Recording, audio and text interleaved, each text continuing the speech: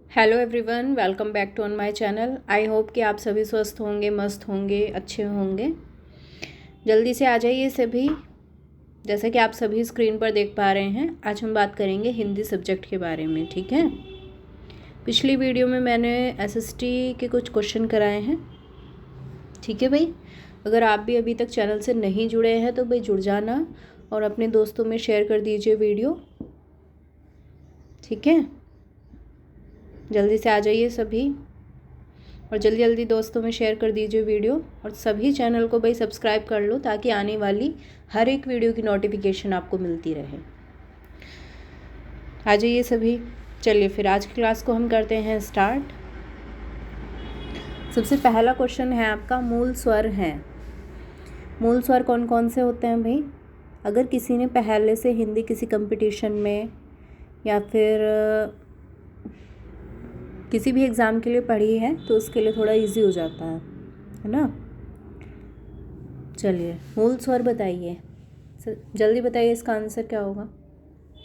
देखिए, मूल स्वर या हर्ष स्वर या फिर एकमात्रिक स्वर, तीन नाम होते हैं इसके। तो मूल स्वर होते हैं हमारे चार, ए, ई, उ और री। ठीक है। बे ऑप्शन सही होगा इसका आंसर।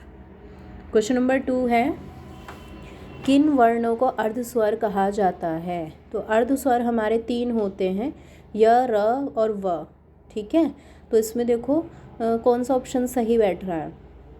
ए ऑप्शन जो है आपका, ए वाला इसमें रे नहीं है लेकिन य और व है। ठीक है। बाकी के ऑप्शन के अकॉर्डिंग आंसर सही नहीं बैठ रहा है, तो ए ऑप्शन ही इसका करेक्ट होगा। क्वेश्चन नंबर 3 है, निम्न अक्षर में महाप्राण है। अब देखो, महाप्राण और अल्प प्राण आपने पढ़ा होगा। महाप्राण होते हैं जो, जैसे कि हमने SNR लिखे है ना, सॉरी कै कबूतर से लेके और मैं वर्ण तक जो होते हैं उसमें जो कि हमारे वो होते हैं, क्या बोलते हैं, 25 जो हमारे वर्ण होते हैं उसमें दूसरा और चौथा वर्ग जो है, जैसे कि कै कबूतर फर्स्ट हो गया, खे खरगोश दूसरा वर्ग हो गया, गे गमला और घे घड़ी। तो गे और कै कबूतर, खे खरगोश, गे गमला, घे घड़ी, तो उसमें से खे और घे जो है वो आपका दूसरा और चौथा वर्ग बैठ रहा है ना। तो दूसरा और चौथा वर्ग जो है वो महाप्राण होता है। और महाप्राण को हम ऊष्म या संघर्षी, जो हमारे ऊष्म और संघर्षी व्यंजन होते हैं ना चार, स, श और षषटकोण और ह, वो भी हमारे महाप्राण कहलाते हैं। और महाप्राण की एक पहचान और है कि इनमें से ज़्यादा वायु या ज़्यादा ध्वनि निकलती है, तो ये महाप्राण कहलाते हैं। अब बताइए कौन सा आंसर सही होगा। महाप्राण इनमें से कौन है? बताइए जल्दी इसका सही आंसर। है होगा। ठीक है। अभी मैंने आपको बताया ऊष्म और संघर्षी व्यंजन, स, श, एक तो स हो गया, सा मतलब स सब्जी वाला स है। बहुत से लोगों को सा में और शा में अंतर नहीं पता होता है ना। जैसे कि बहुत से लोग, सपोज दैट शालिनी नाम होता है, शालिनी ना, उसको बोलेंगे क्या, उसको स सब्जी वाला स लगा देंगे, उसमें शालिनी बोलेंगे उसको, शालिनी। अब ये थोड़ी ना कुछ होता है ना। सा में, स सब्जी वाले स में और श में बहुत अंतर होता है। ठीक है। और ऐसे ही फिर षषटकोण और फिर है हलकारा। ठीक है। तो जो है हल है, स, श और ह, तो ह हल वाला जो है वो महाप्राण में आएगा। ठीक है। नेक्स्ट क्वेश्चन है, निम्नलिखित में से कौन सा शुद्ध शब्द है?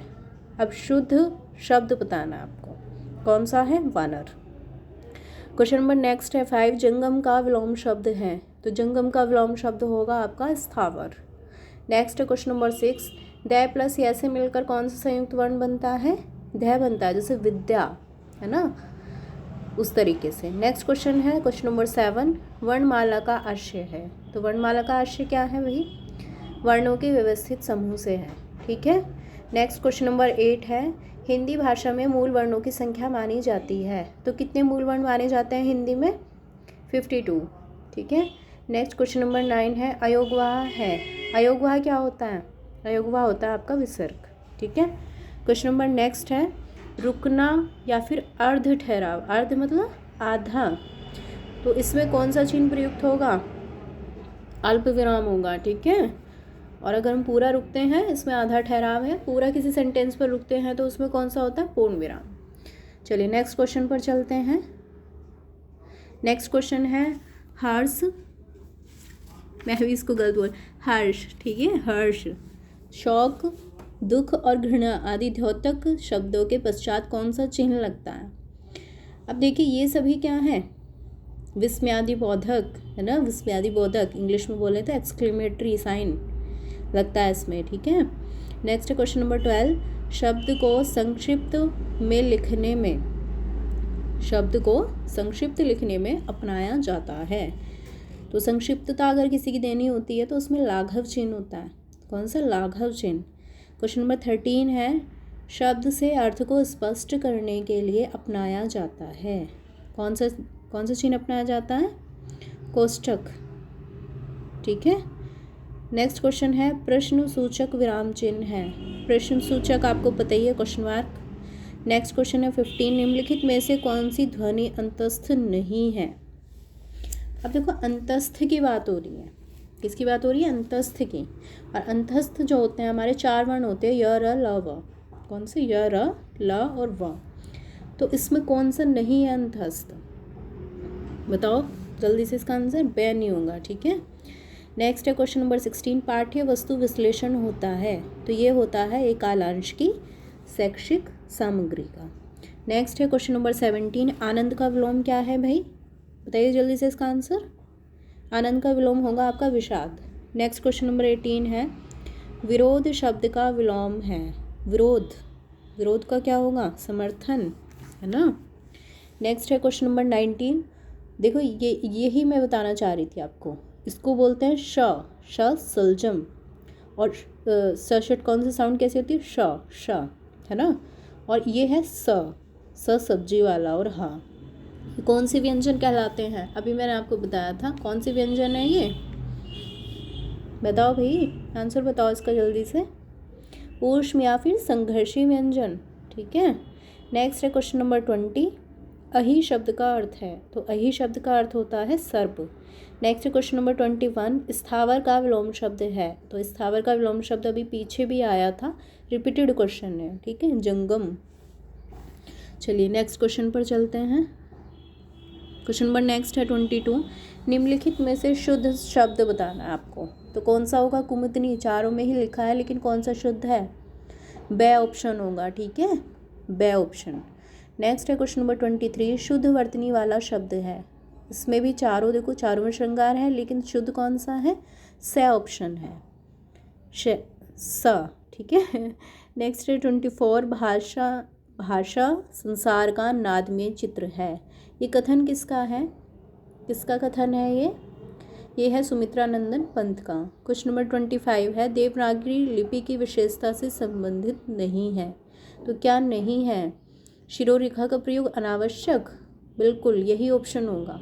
भाई शिरोरेखा का प्रयोग तो आवश्यक होता है, अनावश्यक कैसे हो जाएगा। क्वेश्चन नंबर नेक्स्ट है, भाषा की सबसे छोटी इकाई है। तो भाषा की सबसे छोटी इकाई क्या कहलाती है, वर्ण, क्या कहलाती है, वर्ण। नेक्स्ट क्वेश्चन नंबर 27, अनुग्रह शब्द का विलोम है। तो वो है विग्रह। नेक्स्ट क्वेश्चन नंबर 28, अब्ज शब्द का अर्थ है। तो अब्ज शब्द का अर्थ क्या है, कमल, शंख, कपूर, या सभी होगा। नेक्स्ट क्वेश्चन नंबर 29, कैसे मैतक के व्यंजन कहलाते हैं।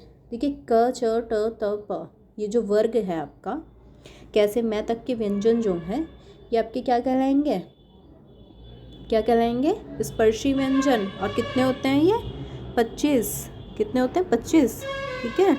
क्वेश्चन नंबर 30 है, निम्नलिखित में से कौन सा शब्द समुद्र का पर्यायवाची नहीं है। तो समुद्र का पर्यायवाची क्या नहीं है इनमें से, उर्वशी। नेक्स्ट क्वेश्चन 31, निम्नलिखित में से कौन सा शब्द हिमालय का पर्यायवाची नहीं है। तो कौन सा नहीं है, गिरिराज भी है, हिमाद्री भी है, नगराज भी है। तो कौन सा नहीं है, गिरिजेश। नेक्स्ट क्वेश्चन है 32, निम्नलिखित में से कौन सा शब्द सरस्वती का पर्यायवाची नहीं है। तो कौन सा नहीं है भाई, पद्मा, ठीक है।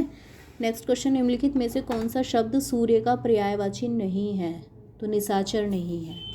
कौन सा नहीं है, निशाचर, ठीक है। सूर्य का पर्यायवाची नहीं है कौन सा? निशाचर। नेक्स्ट क्वेश्चन है आपका निम्नलिखित में से कौन सा शब्द सुंदर का पर्यायवाची नहीं है? तो सुंदर का पर्यायवाची कौन सा शब्द नहीं है? कौन सा नहीं है भाई? ललाम भी है, चारू भी है, मंजुल भी है, मंजूषा नहीं है। ठीक है। नेक्स्ट क्वेश्चन है 35। उज्ज्वल का समानार्थी शब्द है। उज्ज्वल का समानार्थी शब्द होगा धवल। नेक्स्ट है क्वेश्चन ऊर्जा का समानार्थी शब्द। तो ऊर्जा का समानार्थी शब्द होगा औज। नेक्स्ट है क्वेश्चन नंबर 37। गृह कार्य में प्रश्न करवाए जाते हैं अवबोध की दृष्टि से या ज्ञान की? अवबोध मतलब समझ, बच्चे में समझ उत्पन्न हो, उसका ज्ञान बढ़े, तो दोनों ही दृष्टि से कराए जाते हैं। ठीक है, इसलिए उसको होमवर्क दिया जाता है। नेक्स्ट क्वेश्चन है वाचन शिक्षण की विधि है। तो वाचन शिक्षण की कौन सी विधि है? दोनों, संप्रेषण भी और अनुकरण विधि भी। नेक्स्ट क्वेश्चन है 39। मौन वाचन शिक्षण का उद्देश्य है। तो मनन शक्ति का विकास और तार्किक योग्यता का विकास दोनों है। नेक्स्ट है क्वेश्चन नंबर 40। लेखन शिक्षण की प्रमुख विधि है। लेखन शिक्षण की प्रमुख विधि कौन सी है? लिखने का कौशल। नेक्स्ट क्वेश्चन नंबर 40 है, सॉरी 41, 40 तो हो चुका है हमारा, है ना। वाचन शिक्षण का उद्देश्य, वाचन शिक्षण का उद्देश्य क्या है? बोलने के कौशल या फिर पढ़ने के? बिल्कुल, वाचन से क्या होगा? बच्चे बोलना भी सीखेगा, पढ़ना भी सीखेगा, तो दोनों ही होंगे। नेक्स्ट है क्वेश्चन नंबर 42। य र ल व व्यंजन, ये मैंने अभी आपको बताया था कौन से व्यंजन हैं? जल्दी से बताइए आप, इसका आंसर बताइए। कौन से व्यंजन होंगे? य र ल व, अंतस्थ व्यंजन। ठीक है, अंतस्थ काफ़ी पूछे जाते हैं, ध्यान रखना इसको। नेक्स्ट क्वेश्चन नंबर है आपका 43। द्विज शब्द का अर्थ है। तो द्विज शब्द का अर्थ क्या होता है? इनमें से सभी, ब्राह्मण, पक्षी, तात। Next question 44। लिपि विकास का प्रथम सोपान है। तो इनमें से कोई नहीं। नेक्स्ट क्वेश्चन है दिन का विलोम शब्द क्या होता है? बिल्कुल इजी क्वेश्चन, रात। Next question number 46। आनंद का पर्यायवाची। आनंद का पर्यायवाची क्या होगा? प्रमोद। नेक्स्ट इंद्र का पर्यायवाची। इंद्र का पर्यायवाची क्या होगा? इनमें से क्या होगा? पुरंदर। वैसे इंद्र के काफ़ी सारे पर्यायवाची होते हैं, जैसे कि देवराज, अमरपति, अमरनाथ, देवपति, सुरपति, देवेंद्र महाराज। ठीक है ना। नेक्स्ट है क्वेश्चन तरंग का पर्यायवाची है। तरंग का पर्यायवाची कौन सा है? उर्मी। नेक्स्ट क्वेश्चन है दास का पर्यायवाची है। तो दास का पर्यायवाची क्या होता है? सेवक। क्या होता है? सेवक।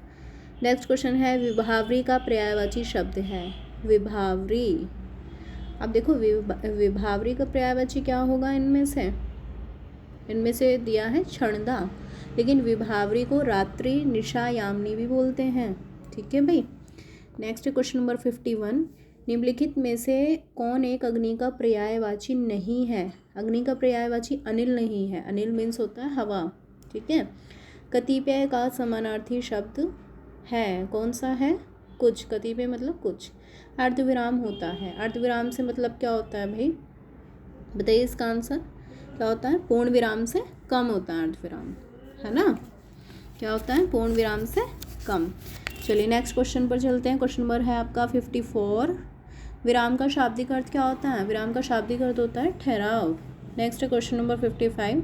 पूर्ण विराम से अभिप्राय है। तो क्या है? पूरी तरह रुकना। लघु का विलोम क्या होता है? गुरु। पर्वत का समानार्थी क्या है? कूट। निम्नलिखित में से कौन सा शब्द आकाश का पर्यायवाची नहीं है? तो आकाश का पर्यायवाची कौन सा नहीं है? श्रांति। नूतन का विलोम शब्द, नूतन मतलब नया और पुरातन मतलब पुराना। नेक्स्ट है क्वेश्चन नंबर 60। यह वर्ण है। यह वर्ण क्या है? अंतस्थ। य र ल व बताया था ना मैंने। क्वेश्चन नंबर 61 है भाषा शिक्षण के अंतर्गत सुलेख से तात्पर्य है। सुलेख का क्या मतलब है? सुंदर लिखना। नेक्स्ट है क्वेश्चन नंबर 62। अंतस्थ व्यंजनों की संख्या कितनी होती है? 4। य र ल व। अंतस्थ व्यंजन बहुत ही ज़्यादा इम्पोर्टेंट है।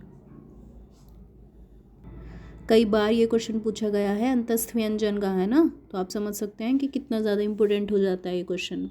नेक्स्ट है क्वेश्चन नंबर 63। स्पर्श व्यंजनों की संख्या है।